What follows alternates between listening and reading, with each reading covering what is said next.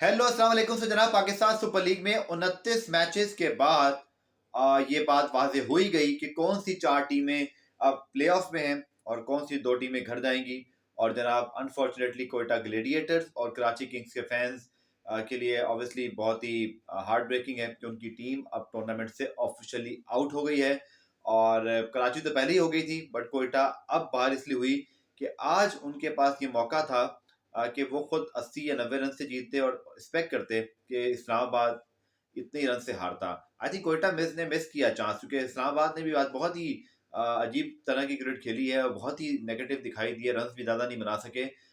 लेकिन अगर कोयटा शायद अपने मैच में कोई बहुत तगड़ी परफॉर्मेंस देता तो शायद कोई कहानी उनकी और बन सकती थी, यानी कि बड़े मार्जिन से जीते। लेकिन खुद भी ज़्यादा रन नहीं बनाए, वो मैच तो जीत गए लेकिन रन रेट अच्छा नहीं कर सके। So Quetta Gladiators and Karachi Kings now officially out from the PSL playoff race. Peshawar Zalmi, Lahore Qalandars, Multan Sultan and Islamabad United are in the playoffs. So congratulations to their team. अब आपको पता है कि rule ये है कि जो पहली 2 टीमें हैं वो क्वालिफायर खेलती हैं, यानी सीधा फाइनल में जाती हैं पहला मैच जीत के प्लेऑफ का।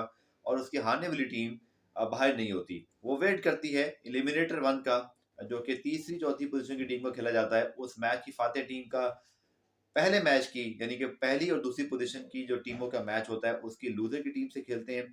एलिमिनेटर 1 जो कि तीसरी चौथी पोजीशन की टीमों का होता है, उसकी लूजिंग टीम तो बाहर हो जाती है और उसकी विनर पहले और दूसरी पोजीशन के मैच की लूजिंग टीम से खेलती है। फिर एलिमिनेटर 2 की जो फातेह टीम है वो जाती है फाइनल में पहली दूसरी पोजीशन का क्वालिफायर की फातेह टीम से फाइनल खेलने के लिए, और एलिमिनेटर 2 की भी जो लूजिंग टीम है वो जाती है घर।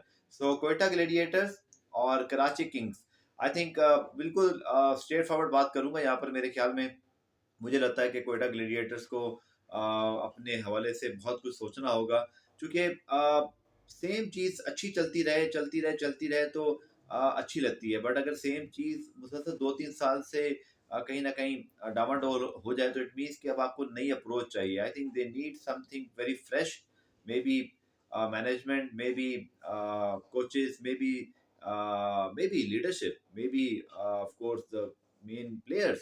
अब ये कोयटा के लीडर्स को बार फैसला करना है। सरफराज अहमद बहुत अच्छे कप्तान रहे हैं उनके लिए पहले 4 सीजन में। फिर उसके बाद न जाने क्या हुआ, जैसे उनकी कैप्टनसी गई।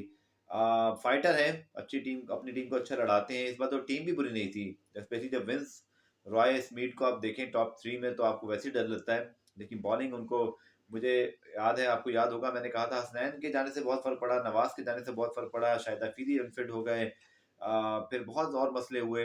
सो कोई आइडियल सिचुएशन भी उनके लिए नहीं थी। बट मेरे ख्याल में इससे अच्छी पिक्स बॉलिंग में और भी आप देख सकते हैं। शायद उनको एक एक्सपीरियंस पाकिस्तानी फास्ट बॉलर या फिर एक्सपीरियंस इंटरनेशनल स्पिनर या बॉलर की जरूरत आइंदा सीजन में भी रहेगी। So tough luck Quetta gladiators. Karachi Kings का तो जनाब सीधा सीधा मसला है कि उनको ड्राफ्ट में बहुत चीजें करनी है। मुझे नहीं पता बाबर आजम अगले साल खेलेंगे नहीं खेलेंगे कराची से, बट उनको बहुत स्मार्ट रिटेन्स करनी पड़ेंगी और बहुत अच्छी कोई ट्रांसफर रिटेंशन के साथ साथ कोई ट्रेड सोचनी पड़ेगी। कुछ बहुत मैजिकल करना पड़ेगा, बिकॉज यहाँ से अब उनको टीम बनाना भी आसान नहीं होगा स्क्रैच से। देखिए इस्लामाबाद और बाकी टीमों के जो मसले हैं, जीतने के बावजूद वो ऐसे हैं जो मैनेज कर सकते हैं, यानी कि जो खिलाड़ी वतन वापस चले गए या इंजर्ड हो गए, they can easily retain their best players. Islamabad वही has, Sterling, Munro, Hasan Ali, Shadab Khan जैसे बहुत सारे टॉप परफॉर्मर्स को रिटेन करके दोबारा अच्छी टीम बना सकते हैं। Zalmi definitely can retain again Zazai and Livingstone. उनके पास बेन कटिंग है, उनके पास और बहुत अच्छे खिलाड़ी हैं Pakistani, Shoaib Malik, Wahab Riaz. So they can definitely again build on this retention next year. Multan की तो बात ही ना करें, वो तो क्या आउटस्टैंडिंग क्रिकेट खेल रहे हैं। उनके लिए तो आई थिंक बहुत ही उनको ही रोकना पड़ेगा सबको, चाहे अभी ये सीजन है या अगला। और इसी तरह लाहौर की जनाब मैंने कब बात की, लाहौर को भी बहुत मुबारकबाद, बहुत अच्छा टर्न अराउंड है, अपने शहर में बहुत अच्छा खेल रहे हैं, बहुत तगड़ी क्रिकेट खेल रहे हैं। और यकीनी तौर पर इस बार वो बहुत मुझे लगता है पुरजोश होंगे टाइटल जीतने के लिए, क्योंकि अपने घर में खेलना, अपने ग्राउंड में खेलना, अपने फैंस के सामने एक अलग माहौल है। पूरी लीग अब उनके हाथ में एक तरह से। अब उन्होंने इस लीग को उठाना है, इसको जीतना है, जीत सकते हैं। बट उसके लिए उनको यकीन तौर पर राशिद खान की कमी महसूस होगी, और थोड़ा सा अब उनको ज़रा अच्छा फील हो रहा होगा कि फ़खर जमान नहीं भी चले तो हैरी ब्रुक और बाकी फिल शॉर्ट और नीचे हफीज़ मौजूद हैं। बट ब्रुक ने बहुत अच्छी बैटिंग की।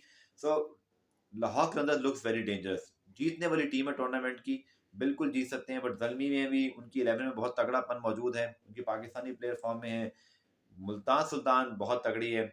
आई थिंक इस्लामाबाद यूनाइटेड के लिए बड़ा ज़रूरी होगा कि उनके कप्तान वापस आ जाएँ, शादाब खान, और उनकी आने से बहुत फ़र्क पड़ेगा, बट वो कभी भी कोई हल्की टीम नहीं हो सकती। तो बहुत तगड़ी टीम है जनाब, चारों, all the best to them. लेकिन अब आपको मैं बता देता हूँ कि कल पेशावर और लाहौर का जो मैच होगा उससे पता चलेगा कि नंबर 1 और 2, नंबर 1 तो मुल्तान है, नंबर 2 टीम कौन-सी होगी। Peshawar have to beat Lahore Qalandars by more than 100 runs, maybe 110 exactly.